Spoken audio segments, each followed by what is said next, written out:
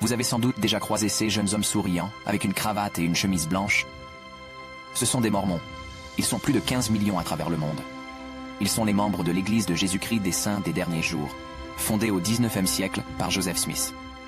Cette religion s'appuie sur la Bible et d'autres livres, mais ne fait pas vraiment partie du christianisme. Né le 23 décembre 1805 à Sharon, Vermont, Joseph Smith est le cinquième d'une famille de 11 enfants. Il travaille sur la ferme familiale dans le Vermont et plus tard dans l'ouest de New York.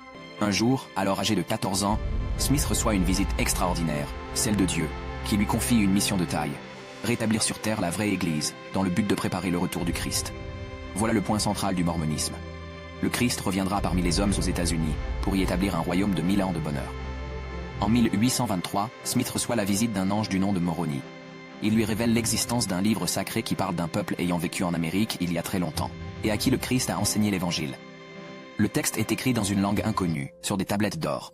Après les avoir déterrés, Smith les traduit en anglais à l'aide de 2 pierres magiques. Il met ainsi au jour le livre de Mormon, Mormon étant le nom du prophète qui a compilé ces écrits au IVe siècle de notre ère. Il reçoit aussi des révélations pour guider l'Église. Par inspiration, il appelle des apôtres et d'autres dirigeants de l'Église, définit des doctrines et enseigne des principes et des ordonnances à respecter. Les écritures mormones se composent de la Bible, du livre de Mormon qui constitue un autre témoignage de Jésus-Christ, de la perle du Grand Prix, une sélection d'écrits de Joseph Smith et des doctrines et alliances. S'ils s'appuient sur la Bible, les Mormons ne peuvent être considérés comme d'authentiques chrétiens car ils refusent d'adhérer au credo de Nicée. Ils croient en Jésus-Christ et pensent aussi que l'homme doit se repentir du péché originel. Mais ils rejettent l'un des piliers du christianisme, la Trinité. Ils conçoivent l'union du Père, du Fils et du Saint-Esprit, mais considèrent ces entités distinctes les unes des autres. En 1830, Joseph Smith fonde l'Église de Jésus-Christ, qui deviendra l'Église de Jésus-Christ des Saints des Derniers Jours. Mais les escarmouches se multiplient entre ceux fervents prédicateurs d'une religion nouvelle, les autres croyants ou bien les dissidents. Smith fait près d'une trentaine de passages en prison.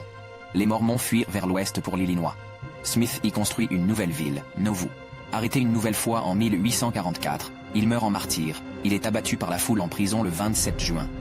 La question se pose, quelle est la véritable Église? Les catholiques? Les évangéliques? Ou les Mormons qui prétendent rétablir la vraie foi? Qu'en penses-tu? Donne ton avis.